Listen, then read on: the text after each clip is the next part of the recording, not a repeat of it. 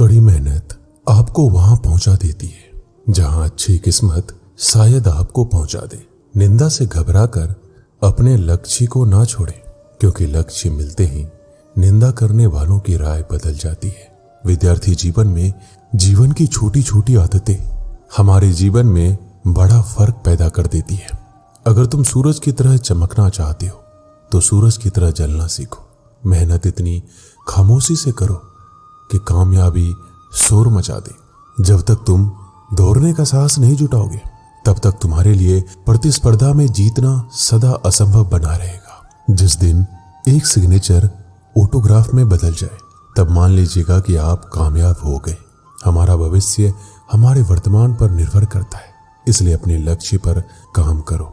आप में शुरू करने की हिम्मत है तो आप में सफल होने के लिए भी हिम्मत है। सच्चाई वह दिया है जिसे अगर पहाड़ की चोटी पर रख दो तो बेशक रोशनी कम करे पर दिखाई बहुत दूर से भी देता है।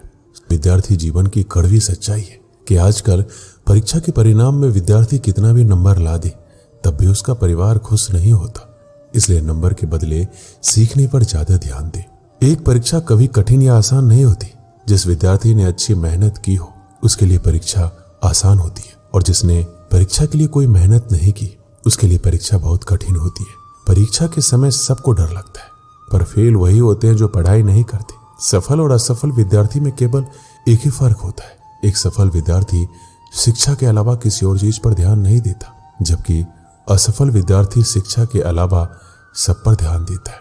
अगर आप अपने रूम में सबसे होशियार विद्यार्थी हैं तो आप गलत रूम में हैं या गलत स्कूल में हैं। एक विद्यार्थी को हमेशा यह ध्यान में रखना चाहिए कि विद्यार्थी जीवन आराम का नहीं पर मेहनत से विद्या प्राप्त करने का समय है। हारने वाला विद्यार्थी जीतने वाले विद्यार्थी पर ध्यान देता है, जबकि जीतने वाला विद्यार्थी सिर्फ जीतने पर ध्यान देता है।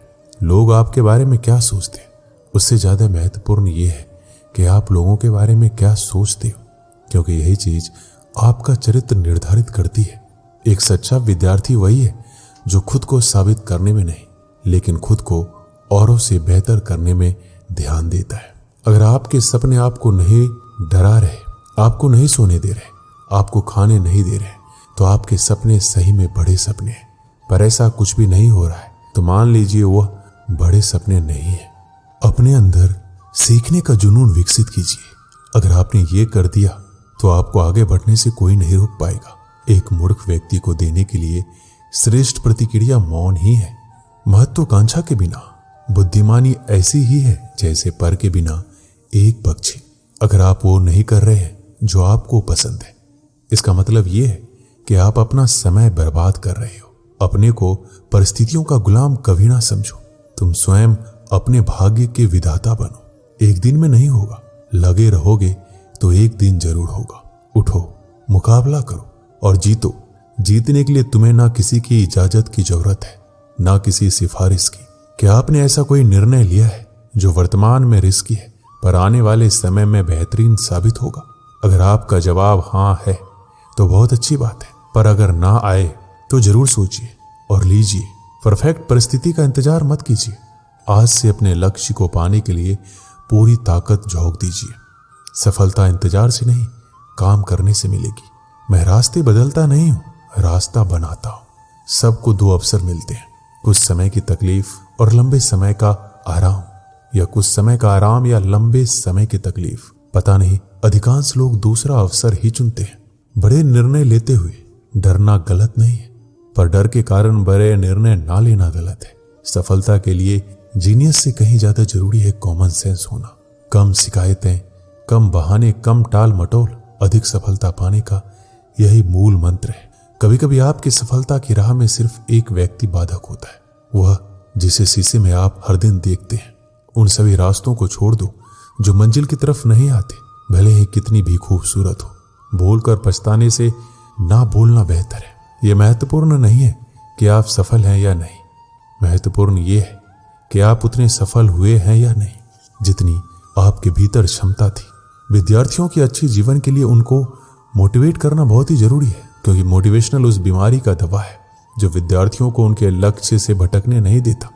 बहुत से विद्यार्थियों की जिंदगी में ऐसा पल भी आता है जिस समय उनको मोटिवेशनल की बहुत ही आवश्यकता होती है, क्योंकि जब किसी बच्चे की जिंदगी में दुख या परेशानी होती है उस समय वो अपने तय किए गए लक्ष्य से दूर होते चले जाते हैं, और यही वह कठिन समय होता है जिसमें उनको एक अच्छी प्रेरणा और मोटिवेशनल की जरूरत होती है। स्टूडेंट लाइफ जीवन के हर एक जिंदगी से बेहतर मानी जाती है, क्योंकि इस जिंदगी में विद्यार्थी बिल्कुल स्वतंत्र रूप से जीवन को जीते हैं, और इस समय विद्यार्थियों की एबिलिटी कार्यों को करने के प्रति बहुत ही ज्यादा होती है। इसके साथ साथ इस जिंदगी में विद्यार्थी अपने आप को बहुत ही एक्टिव रखता है, जिससे वो किसी भी कठिन प्रश्न या लंबे उत्तर को आसानी पूर्वक समझ सकता है, क्योंकि यह उम्र बहुत ही चंचल माना जाता है।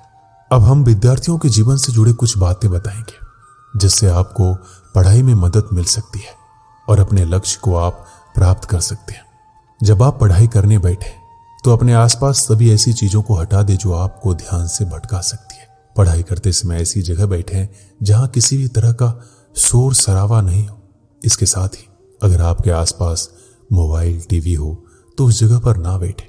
कोशिश करें कि पढ़ने के लिए आप टेबल चेयर पर ही बैठे। इससे आप ज्यादा देर तक पढ़ाई कर पाएंगे, और पढ़ाई करते समय फोकस बढ़ाने के लिए सबसे जरूरी है आप अपनी पढ़ाई के लिए एक रूटीन बना लें।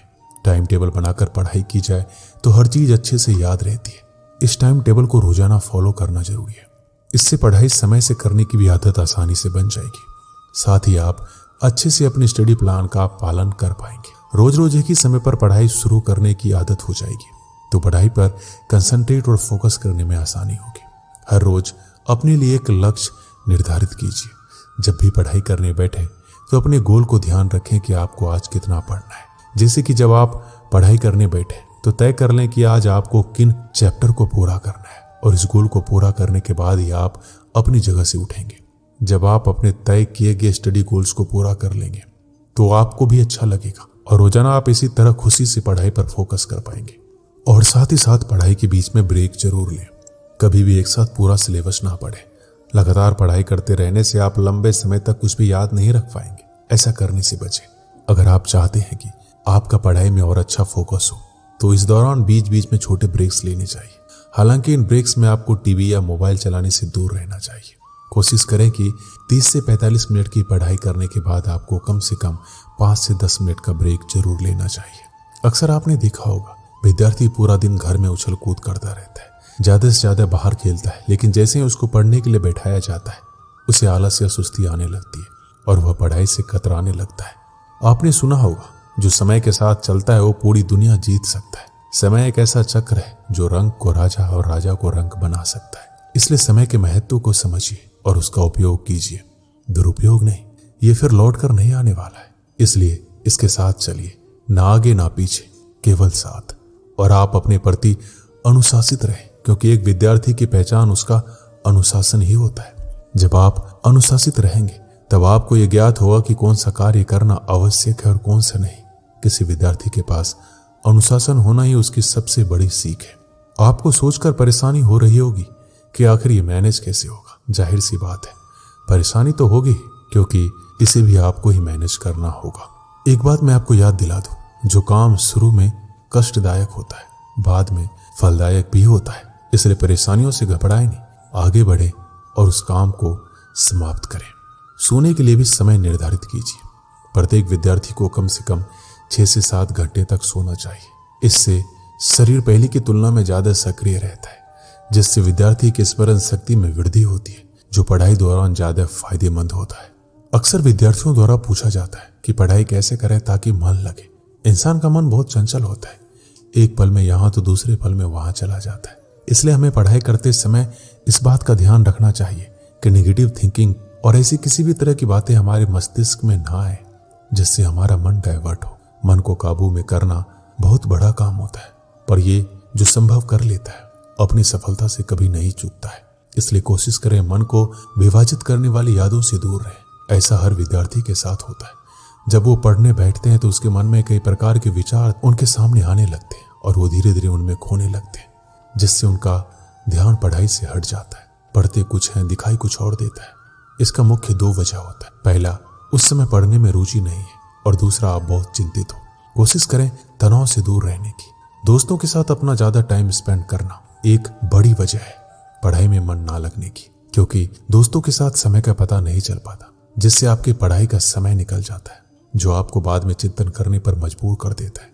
सिर्फ सोच इतनी शक्तिशाली होती है जो सही और गलत में भेद कर सकती है, जो व्यक्ति को ऊपर उठा सकती है और नीचे गिरा सकती है। संसार की सबसे महंगी पुस्तक, सबसे बड़ा प्रेरक और मूल्यवान विचार आपके अंदर 1% कभी परिवर्तन नहीं ला सकते यदि आप बदलना ना चाहे तो। जो जानते नहीं इसलिए नहीं कर पाते वह अज्ञानी है। जो सब कुछ जानते हैं फिर भी अमल नहीं करते वो मूर्ख है। यदि हर सुबह नींद खुलते किसी लक्ष्य को लेकर आप उत्साहित नहीं है तो आप जी नहीं रहे, सिर्फ जिंदगी काट रहे हैं। दूसरों की मदद करते हुए यदि दिल में खुशी है तो वही सेवा है, बाकी सब दिखावा है। आपके जीवन में कुछ ऐसे नियम जरूर होने चाहिए जिनसे आप किसी भी कीमत पर समझौता नहीं करेंगे। किसी भी व्यक्ति को ज्यादा सुधारना चाहोगे तो आपका दुश्मन हो जाएगा। आप कभी भी नदी में कूदे बिना उसकी गहराई का अंदाजा नहीं लगा सकते। जब लोग छोड़ दे तब भी जीतने वाला व्यक्ति उसको छोड़े बिना उस पर लगा रहता है। यही जीतने वाले व्यक्ति और हारने वाले व्यक्ति में अंतर है। जीवन में सफल होना है तो खुद से काम करने से पहले एक प्रश्न पूछें, क्या यह सही कार्य है या सरल कार्य? सफलता के लिए कोई एलिवेटर नहीं है, आपको अपने आप ही सीढ़ियां चढ़नी होगी। 3 चीजों को बदलना बहुत जरूरी है, बहानों को अपने प्रयत्नों से, आलस को निश्चय से और समस्या को मौकों से। परिवर्तन और संघर्ष से सिर्फ एक कायर इंसान ही डरता है, सफल और हिम्मतवान व्यक्ति नहीं। अनुशासन ही सिद्धि और लक्ष्य को जोड़ने वाला पुल है। आपको सफलता चाहिए तो आपको उसकी कीमत के लिए भी तैयार रहना होगा। अगर आपको सफल होना है, वह आपके विद्यार्थी जीवन में हो या फिर आपके जीवन में, तो सिर्फ 2 शब्द जान लीजिए, वह है अभी जो करना है वो अभी करें। एक दिन की बात है, 2 मित्र सोहन और मोहन अपने गांव के मंदिर की सीढ़ियों पर बैठकर बातें कर रहे थे। इतने में एक तीसरा व्यक्ति जतिन उनके पास आया और उनकी बातों में शामिल हो गया। तीनों दिन भर दुनिया जहां की बातें करते रहे। कब दिन ढला, कब शाम हुई, बातों बातों में उन्हें पता ही नहीं चला। शाम को तीनों को भूख लग गई। सोहन और मोहन के पास क्रमशः 3 और 5 रोटियां थी, लेकिन जतिन के पास खाने के लिए कुछ भी नहीं था। सोहन और मोहन ने तय किया कि वो अपने पास की रोटियों को आपस में बांटकर खा लेंगे। जतिन उनकी बात सुनकर प्रसन्न हो गया, लेकिन समस्या ये खड़ी हो गई, कुल 8 रोटियों को तीनों में बराबर कैसे बांटा जाए। सोहन इस समस्या का समाधान निकालते हुए बोला, हमारे पास कुल 8 रोटियां हैं, हम इन सभी रोटियों के 3-3 टुकड़े करते हैं। हमारे पास कुल 24 टुकड़े हो जाएंगे, उनमें से 8-8 टुकड़े हम तीनों खा लेंगे। मोहन और जतिन को यह बात जच गई और तीनों ने वैसा ही किया। रोटियां खाने के बाद वो तीनों उसी मंदिर की सीढ़ियों पर सो गए, क्योंकि रात काफी हो चुकी थी। रात में तीनों गहरी नींद में सोए और सीधे अगली सुबह उठे। सुबह जतिन ने सोहन और मोहन से विदा ली और बोला, मित्रों, कल तुम दोनों ने अपनी रोटियों में से तोड़कर मुझे जो टुकड़े दिए उसकी वजह से मेरी भूख मिट पाई। इसके लिए मैं तुम दोनों का बहुत आभारी हूँ। यह आभार तो मैं कभी नहीं चुका पाऊंगा, लेकिन फिर भी उपहार स्वरूप मैं तुम दोनों को सोने की ये 8 गिन्नियां देना चाहता हूँ। यह कहकर उसने सोने की 8 गिन्नियां उन्हें दे दी और विदा लेकर चला गया। सोने की गिन्नियां पाकर सोहन और मोहन बहुत खुश हुए। उन्हें हाथ में लेकर सोहन मोहन से बोला, आओ मित्र, ये 8 गिन्नियां आधी आधी बांट ले। तुम 4 गिन्नी ले लो और मैं 4 गिन्नी ले लेता हूँ। लेकिन मोहन ने ऐसा करने से इनकार कर दिया। वो बोला, ऐसा कैसे? तुम्हारी 3 रोटियां थी और मेरी 5। मेरी रोटियां ज्यादा थी, इसलिए मुझे ज्यादा गिन्नियां मिलनी चाहिए। तुम 3 गिन्नी लो और मैं 5 लेता हूँ। इस बात पर दोनों में बहस छिड़ गई। बहस इतनी बढ़ी, मंदिर के पुजारी को बीच बचाव के लिए आना पड़ा। पूछने पर दोनों ने एक दिन पहले का किस्सा और सोने की गिन्नियों की बात पुजारी को बता दी। साथ ही उसने निवेदन किया कि वो कोई निर्णय ले, जो भी वो निर्णय करेंगे उन्हें स्वीकार होगा। यूं तो पुजारी जी को मोहन की बात ठीक लगी, लेकिन वो निर्णय में कोई गलती नहीं करना चाहते थे, इसलिए बोले, अभी तुम दोनों ये गिन्नियां मेरे पास छोड़ जाओ। आज मैं अच्छी तरह सोच विचार कर लेता हूँ। कल सुबह तुम आना, मैं तुम्हें अपना अंतिम निर्णय बता दूंगा। सोहन और मोहन सोने की गिन्नियां पुजारी जी के पास छोड़कर चले गए। देर रात पुजारी जी गिन्नियों के बंटवारे के बारे में सोचते रहे, लेकिन किसी उचित निष्कर्ष पर नहीं पहुंच सके। सोचते सोचते उन्हें नींद आ गई और वो सो गए। नींद में एक सपना आया। उसे सपने में भगवान दिखाई पड़े। सपने में उन्होंने भगवान से गिन्नियों के बंटवारे के बारे में पूछा तो भगवान बोले, सोहन को 1 गिन्नी मिलनी चाहिए और मोहन को 7। ये सुनकर पुजारी जी हैरान रह गए और पूछ बैठे, ऐसा क्यों प्रभु? तब भगवान जी बोले, देखो, सोहन के पास 3 रोटियां थी जिसके उसने 3 टुकड़े किए। उन 3 टुकड़ों में से 8 टुकड़े उसने खुद खाए और 1 टुकड़ा जतिन को दिया। वहीं मोहन ने अपनी 5 रोटियों के 15 टुकड़े किए। उनमें से 7 टुकड़े जतीन को देकर खुद 8 टुकड़े खाए। चूंकि सोहन ने जतीन को 1 टुकड़ा दिया था और मोहन ने 8, इसलिए सोहन को 1 गिन्नी मिलनी चाहिए और मोहन को 7। पुजारी जी भगवान के इस निर्णय पर बहुत ही प्रसन्न हुए और उन्हें कोटि कोटि धन्यवाद देते हुए बोले, प्रभु मैं ऐसे न्याय की बात कभी सोच भी नहीं सकता था। अगले दिन जब सोहन और मोहन मंदिर आकर पुजारी से मिले तो पुजारी जी ने उन्हें अपने सपने के बारे में बताते हुए अंतिम निर्णय सुना दिया और सोने की गिन्नियां बांट दी। इस कहानी से हमें क्या सीख मिलती है? जीवन में हम जब भी कोई त्याग करते हैं या काम करते हैं तो अपेक्षा करते हैं कि भगवान इसके बदले हमें बहुत बड़ा फल देंगे, लेकिन जब ऐसा नहीं हो पाता तो हम भगवान से शिकायत करने लग जाते हैं। हमें लगता है कि इतना कुछ त्याग करने के बाद भी हमें जो प्राप्त हुआ बहुत ही कम है। भगवान ने हमारे साथ अन्याय किया है, लेकिन वास्तव में भगवान का न्याय हमारी सोच से परे है। वह महज हमारे त्याग को नहीं बल्कि समस्त जीवन का आकलन कर निर्णय लेता है। इसलिए जो भी हमें मिला है उसमें संतुष्ट रहना चाहिए और भगवान से शिकायतें नहीं करनी चाहिए, क्योंकि भगवान का निर्णय सदा न्याय संगत होता है और हमें जीवन में जो भी मिल रहा होता है वो बिल्कुल सही होता है। दोस्तों, इस वीडियो में बस इतना ही। मिलते हैं अगली वीडियो में। अपना ख्याल रखिएगा। जय श्री कृष्ण।